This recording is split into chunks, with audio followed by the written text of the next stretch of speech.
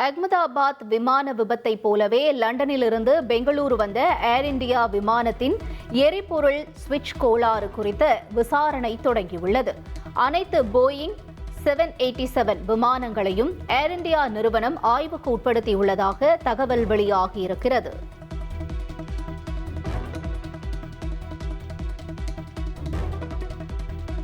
India America இடையே வர்த்தக ஒப்பந்தத்தை இறுதி செய்ததற்காக பிரதமர் மோடிக்கு தேசிய ஜனநாயக கூட்டணி எம்பிக்கள் பாராட்டு தெரிவித்தனர்.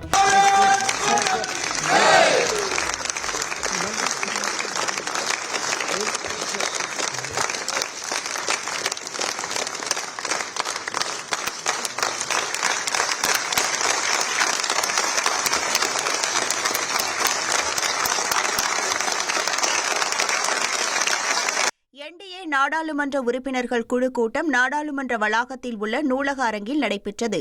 இந்த கூட்டத்தில் பிரதமர் மோடி, மத்திய அமைச்சர்கள் அமித் ஷா, ராஜ்நாத் சிங், அதிமுக எம்பி தம்பிதுரை உள்ளிட்ட தேசிய ஜனநாயக கூட்டணியின் நாடாளுமன்ற உறுப்பினர்கள் கலந்து கொண்டனர். கூட்டத்திற்கு பிறகு செய்தியாளர்களிடம் பேசிய மத்திய அமைச்சர் கிரண் ரிஜிஜு, பிரதமர் மோடி தலைமையில் 9 வர்த்தக ஒப்பந்தங்கள், தடையில்லா வர்த்தக ஒப்பந்தங்கள் கையொப்பமானதை மேற்கோள் காட்டினார். இந்தியா அமெரிக்கா இடையேயான வரி விதிப்பு ஒப்பந்தம் குறித்து நாடாளுமன்ற மக்களவையில் எதிர்க்கட்சி உறுப்பினர்கள் அமளியில் ஈடுபட்டனர். எதிர்க்கட்சி எம்பிக்கள் தொடர்ந்து முழக்கங்களை எழுப்பியதால் மக்களவை ஒத்திவைக்கப்பட்டது.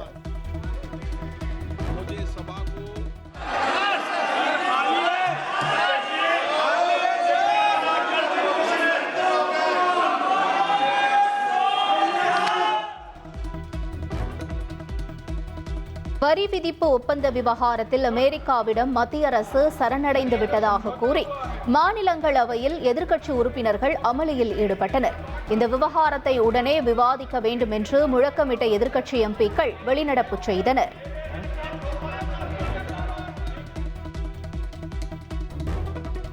இந்தியா அமெரிக்கா இடையேயான வர்த்தக ஒப்பந்தம் இறுதியானதை அடுத்து பங்கு சந்தைகள் ஏற்றத்துடன் தொடங்கியுள்ளது. மும்பை பங்குச்சந்தை குறியீடான சென்செக்ஸ் 2300 புள்ளிகளுக்கு மேலாகவும், தேசிய பங்குச்சந்தை குறியீடான நிப்டி 700 புள்ளிகள் அதிகரித்தும் வர்த்தகம் நடைபெற்று வருகிறது. தங்கம் விலை இன்று காலையில் சவரனுக்கு 640 ரூபாய் உயர்ந்த நிலையில் பிற்பகலில் மேலும் 1920 ரூபாய் உயர்ந்துள்ளது. 1 கிராம் ஆபரண தங்கம் 14,270 ரூபாய்க்கும், ஒரு சவரன் தங்கம் 1,14,160 ரூபாய்க்கும் விற்பனை செய்யப்படுகிறது.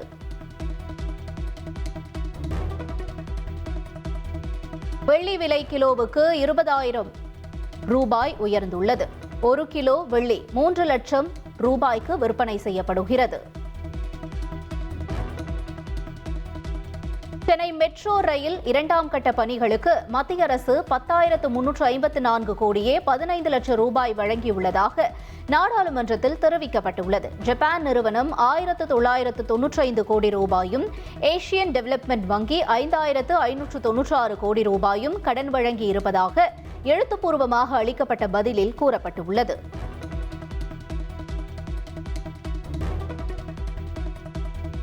திமுக கூட்டணி பேச்சுவார்த்தை விரைவில் தொடங்கும் என முதலமைச்சர் ஸ்டாலின் தெரிவித்துள்ளார். சென்னை கொளத்தூரில் பெருநகர வளர்ச்சி குழுமம் சார்பில் கட்டப்பட்டுள்ள ரத்த சுத்திகரிப்பு நிலையம், மறுவாழ்வு மையம் மற்றும் 6 நியாய விலை கடைகளை முதலமைச்சர் ஸ்டாலின் திறந்து வைத்தார். தொடர்ந்து பொதுமக்களுக்கு நலத்திட்ட உதவிகளையும் அவர் வழங்கினார். ஏழை எளிய மக்களின் உணவு பாதுகாப்பிற்கு உத்தரவாதம் அளிக்கும் கொள்கையுடன் அமைக்கப்பட்டிருக்கும் 6 நியாய விலை கடைகளின் கல்வெட்டினை திறந்து வைத்து சிறப்பித்துக் கொண்டிருக்கிறார்கள் நம் மாண்புமிகு தமிழ்நாடு முதலமைச்சர் அவர்கள். தற்போது குடும்ப அட்டைதாரர்கள். நியாய விலை கடைகள் என்பது உணவு பாதுகாப்பு மட்டுமல்ல, சமூக நீதியின் அடையாளம்.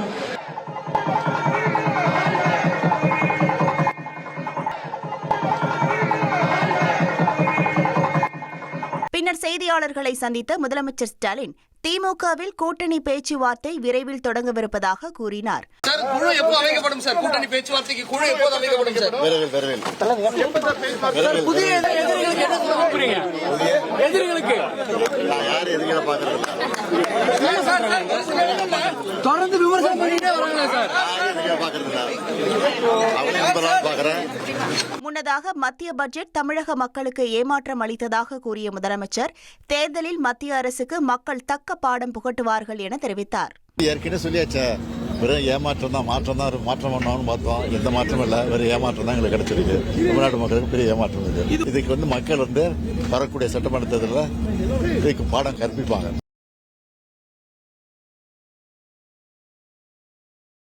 தமிழக வெற்றிக் கழகம் சார்பில் தமிழக சட்டமன்ற தேர்தலில் போட்டியிட விரும்புவோருக்கு வரும் 6ஆம் தேதி முதல் 14ஆம் தேதி வரை விருப்ப மனு வழங்கப்படும் என அக்கட்சியின் பொதுச் செயலாளர் என் ஆனந்த் தெரிவித்துள்ளார். இது தொடர்பாக அவர் வெளியிட்டுள்ள அறிக்கையில், கட்சி தலைமை அலுவலகத்தில் வரும் 6ஆம் தேதி நண்பகல் 12 மணி முதல் விருப்ப மனுக்களை பெறலாம் என்றும், இதர நாள்களில் காலை 10 மணி முதல் மாலை 6 மணி வரை விருப்ப மனு விநியோகிக்கப்படும் என்றும் கூறியுள்ளார். 234 தொகுதிகளிலும் தாவேக சார்பில் போட்டியிட விருப்பமுள்ளவர்கள் விருப்ப மனுவை பெற்று அதில் கேட்கப்பட்டுள்ள அனைத்து விவரங்களையும் முழுமையாக பூர்த்தி செய்து உரிய ஆவணங்களுடன் ஒப்படைக்க வேண்டும் எனவும் தாவேக பொதுச் செயலாளர் என் ஆனந்த் குறிப்பிட்டுள்ளார்.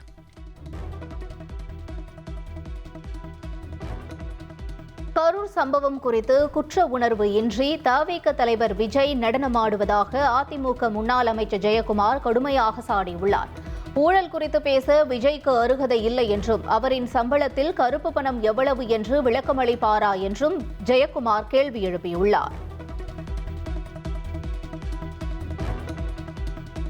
முன்னாள் அமைச்சர் செங்கோட்டையனை தாவேகாவில் இணைத்துக் கொண்ட நிலையில் அதிமுகவை ஊழல் கட்சி என விஜய் எப்படி விமர்சிக்கலாம் என்று அமமுக பொதுச் செயலாளர் டிடிவி தினகரன் விமர்சித்துள்ளார்.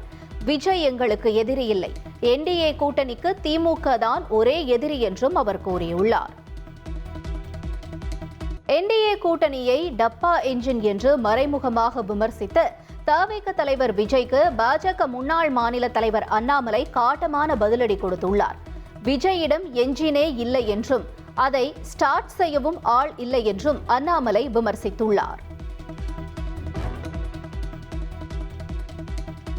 சட்டமன்ற தேர்தல் பிரச்சார சுற்றுப்பயண பொறுப்பாளர் பணியிலிருந்து விலகுவதாக பாஜக முன்னாள் மாநில தலைவர் அண்ணாமலை தெரிவித்திருக்கிறார்.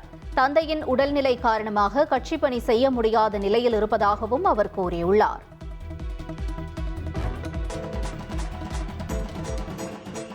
சென்னையில் நடைபெற்ற தமிழக வெற்றிக் கழகத்தின் 3ஆம் ஆண்டு விழாவில் கடவுள் முருகன் பாடல் அவமதிக்கப்பட்டதாக நெல்லை மாநகர காவல்துறையில் புகார் அளிக்கப்பட்டுள்ளது.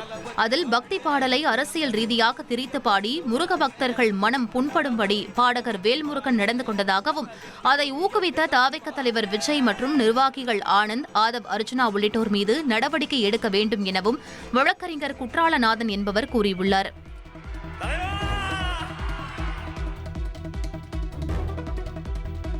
வெளிநாடு வாழ் இந்தியர்கள் தாயகம் திரும்பும்போது சுங்க வரியின்றி கொண்டுவரும் பொருட்களுக்கான உச்சவரம்பு 50,000 ரூபாயிலிருந்து 75,000 ரூபாயாக அதிகரிக்கப்பட்டுள்ளது. இந்த புதிய விதியின் கீழ் வெளிநாட்டு பயணிகளுக்கான சுங்க வரிக்கான உச்சவரம்பு 15,000 25,000 ரூபாயாக உயர்த்தப்பட்டுள்ளது. ஒருவேளை இந்தியர் ஒருவர் வெளிநாட்டில் ஓராண்டிற்கும் மேல் தங்கியிருந்து நாடு திரும்பினால் அவர் பெண்ணாக இருக்கும் பட்சத்தில் 40 கிராமும் ஆண் 20 கிராம் ஆபரண தங்கமும் வரியில்லாமல் எடுத்து வரலாம். இதேபோல 18 வயதுக்கு மேற்பட்ட பயணிகள் ஒரு லேப்டாப் மற்றும் வளர்ப்பு பிராணிகளை சுங்கவரியின்றி கொண்டுவர புதிய வரியில் வழிவகை செய்யப்பட்டுள்ளது. பணி நிரந்தரம் உள்ளிட்ட கோரிக்கைகளை வலியுறுத்தி மாநிலம் முழுவதும் தமிழ்நாடு அங்கன்வாடி மற்றும் சத்துணவு ஊழியர்கள் போராட்டத்தில் ஈடுபட்டனர். சென்னை ஆட்சியர் அலுவலகத்தில் போராட்டத்தில் ஈடுபட்ட சத்துணவு ஊழியர்களை போலீசார் குண்டுக்கட்டாக கைது செய்ததால் பரபரப்பு நிலவியது. மறைந்த முன்னாள் முதலமைச்சர் அண்ணாவின் நினைவு தினத்தையொட்டி சென்னையில் முதலமைச்சர் ஸ்டாலின் தலைமையில் திமுகவினர் அமைதி பேரணி நடத்தினர். வாலாஜா சாலையில் பேரணியை தொடங்கி மெரினா கடற்கரையில் உள்ள அண்ணாவின் நினைவிடத்தில் முதலமைச்சர், அமைச்சர்கள், MP, MLAக்கள் மரியாதை செலுத்தினர்.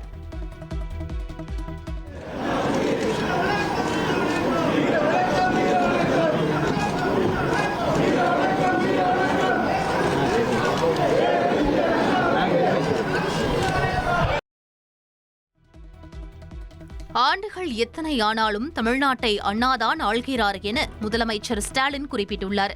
அண்ணா நினைவு தினத்தையொட்டி சமூக வலைதள பக்கத்தில் கருத்து ஒன்றை பதிவிட்டுள்ள முதலமைச்சர் ஸ்டாலின், அண்ணா பெயர் சூட்டிய தமிழ்நாட்டின் ஒவ்வொரு பகுதியிலும் அவரே நிறைந்திருக்கும்படி செய்தது திமுக அரசு என பெருமிதம் தெரிவித்துள்ளார்.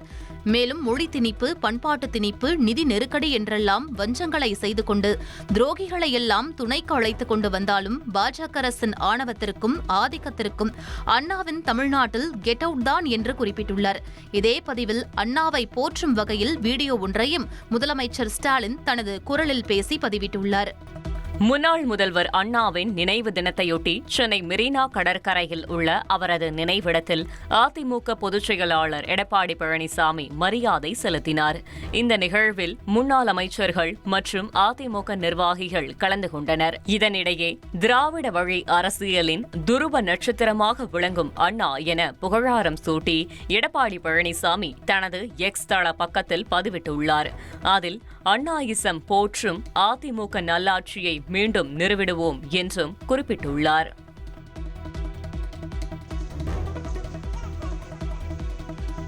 மதுரை விமான நிலைய விரிவாக்கத்திற்காக சின்ன உடைப்பு கிராமத்தில் இழப்பீடு பெற்ற 63 குடும்பங்களை வெளியேற்ற வருவாய்த்துறை அதிகாரிகள் தீவிர நடவடிக்கைகளை மேற்கொண்டு வருகின்றனர். நில உரிமையாளர்கள் தங்கள் வாரிசுகளுக்கும் மாற்று இடம் வழங்க வேண்டும் என கோரிக்கை விடுத்துள்ள நிலையில் அதனை ஏற்று ஒப்புதல் கடிதங்களில் கையெழுத்து பெறும் பணி நடைபெற்று வருகிறது. நீதிமன்றத்தில் வழக்கு நிலுவையில் உள்ள நிலையில் போலீஸ் பாதுகாப்புடன் நில அளவீடு மற்றும் ஆவண பணிகள் மேற்கொள்ளப்பட்டு வருகின்றன.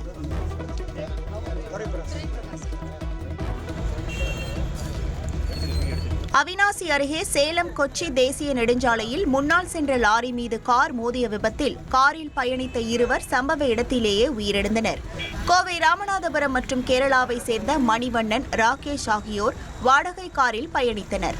அப்போது கட்டுப்பாட்டை இழந்த கார் லாரியின் பின்புறம் மோதியதில் மணிவண்ணன், ராகேஷ் இருவரும் உயிரிழந்தனர். படுகாயமடைந்த கார் டிரைவர் சிகிச்சைக்காக அனுமதிக்கப்பட்டுள்ள நிலையில் பெருமாநல்லூர் போலீசார் விசாரணை மேற்கொண்டு வருகின்றனர்.